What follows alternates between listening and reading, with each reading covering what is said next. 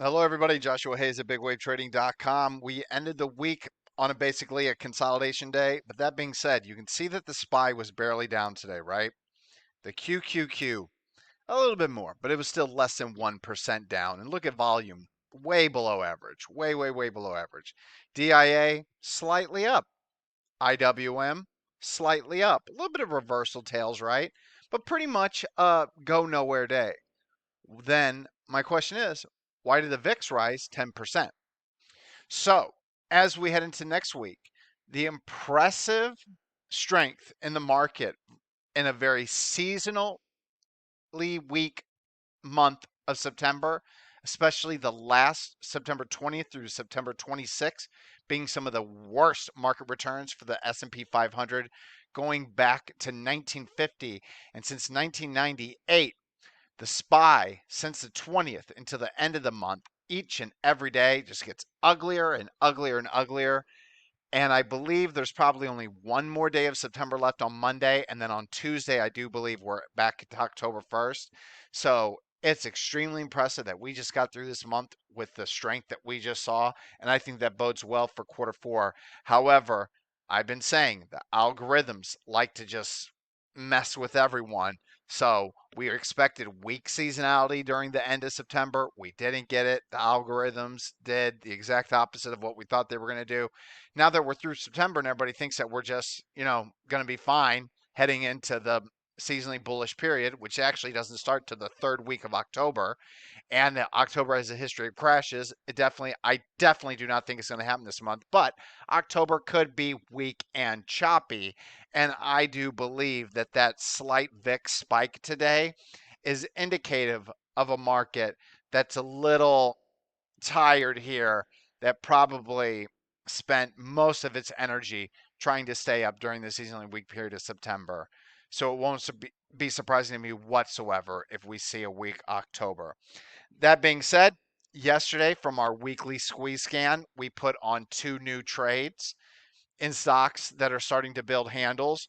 Well, one of those stocks, Hood, decided to try to break out today. Oddly enough, from this kindergarten cup with handle pattern, Hood almost triggered the buy stop that was set above 2406 on my end yesterday, but it missed it slightly. That being said, with the close and with us still being in an overall uptrend and things looking good, I'm going to switch my buy stop from above this high day here to above today's closing price. So I'm going to try to get long Hood at 23.90. I'll be calculating my size and risking to the 50 SMA.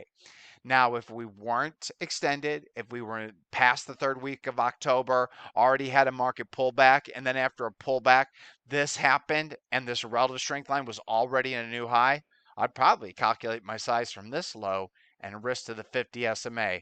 But in this market, in this tape, under the current conditions, with this being a little heated, I'm going to use the 50-50 on this one. But Hood is the only quality long position this evening. We'll review my weekly squeeze scans, but before I go there, I actually want to show members we've been killing it on these BOP trades lately, these balance of power trades that have recent reverse splits. You can see the white triangle here for MNPR does a reverse split. We get a long signal, and since the long signal is up 60%, we're taking profits after this day.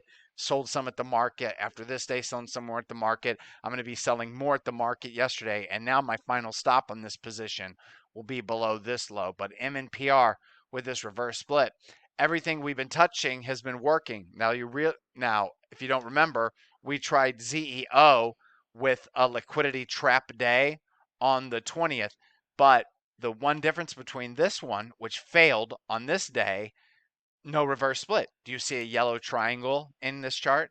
I bring that up because, do you guys remember in the video lesson when we were going over UXIN on this day, and I was showing it to you on this day, and I told you guys how there was a volume truncation, max screen bop, pocket pivot point signal. The next day we got that liquidity trap, but what I don't like is that it happened so high up and that we were right below the 200 SMA.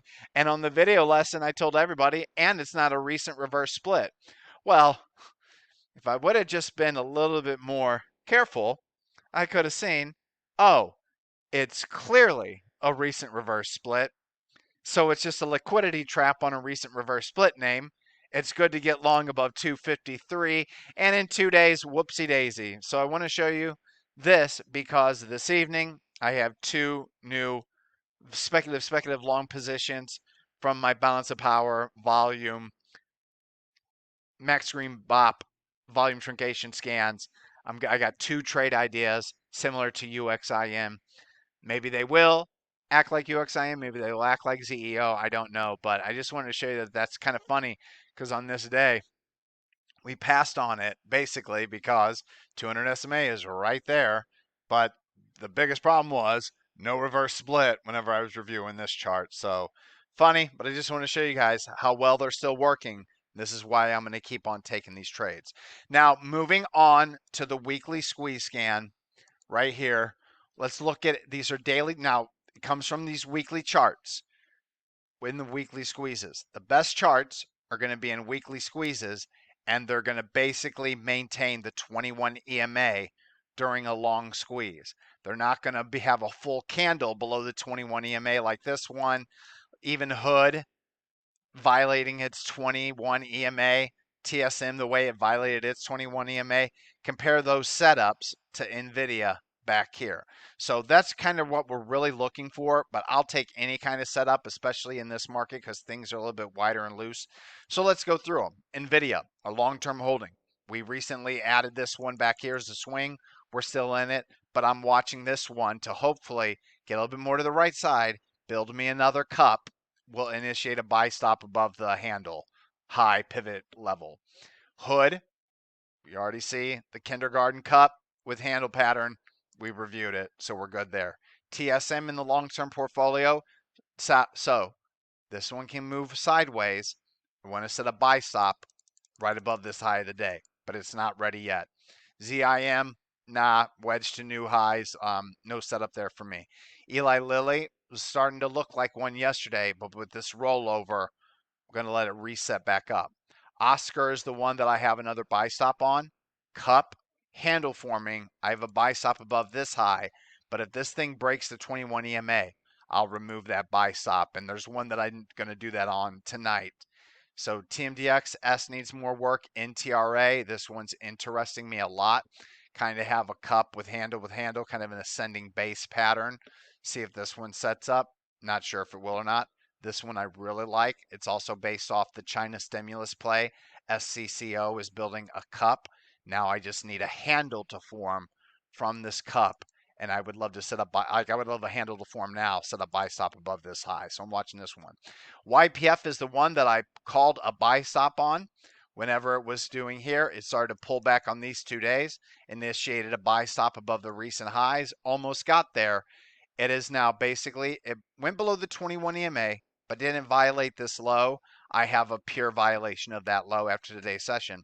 I will be canceling that buy stop order on YPF.